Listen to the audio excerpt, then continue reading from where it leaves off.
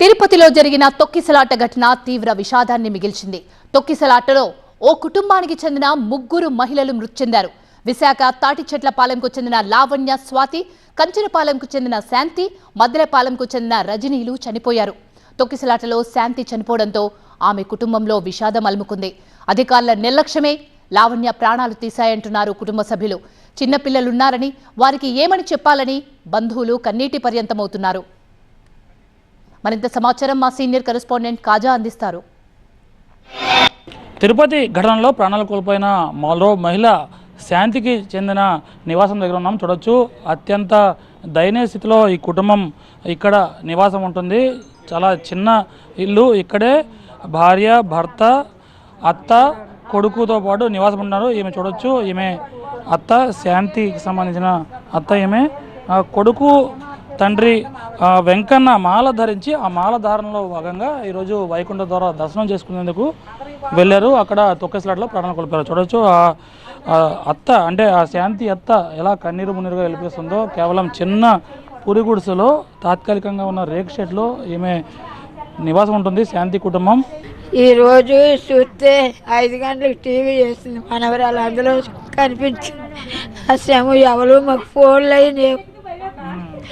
అప్పటి నుంచి ఏటా అని అలాగా ఏటంటే ఈ న్యూస్ వాళ్ళు అందరూ వచ్చి ఇలా చేస్తాను మీడియాలో. మీ అబ్బాయి ఎవరైనా ఫోన్ చేశారమ్మా మీకు? మాకు కలలేదు నాన్న, వాళ్ళకి కూడా కలలేదట. ఆ బాడీ ఆ బిడ్డ ఎక్కడుందో తెలియలేదట.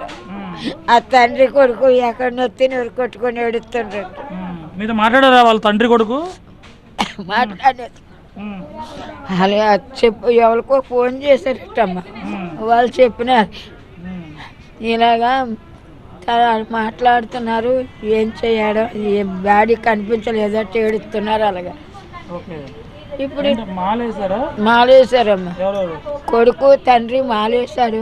మాకు వాళ్ళు మాలేయలేదు, మామూలుగా వెళ్ళారు.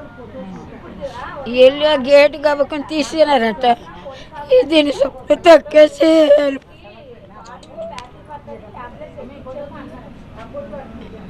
ఏం చేయాలి బాబు? తల్లి నేను బెండెడ్ అయిపోయాను, యవనస్తుడు అయిపోయాడు.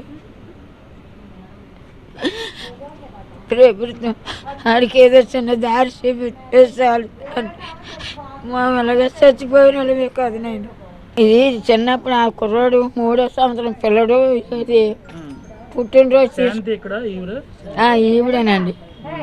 ఇరుగు పొరుగు వారికి ఆ కొడుకు సమాచారం అందించడంతో ఆమెకు ఈ ఘటన గురించి చెప్పడంతో ఆమె తీవ్రంగా తల్లడిల్లిపోతుంది. కేవలం ఆ తల్లి లేని బిడ్డకు, ఆ భార్య లేని భర్తకు ఎవరు దిక్కు? కేవలం అద్దె ఆటో నడుపుకొని జీవనం సాగిస్తున్న ఆ కుటుంబానికి ప్రభుత్వమే ఆదుకోవాలని ఆ అత్త తల్లడిల్లుతూ కోరుకుంటుంది. కెమెరా పర్సన్ భాస్కర్తో కాజా, TV9 విశాఖపట్నం.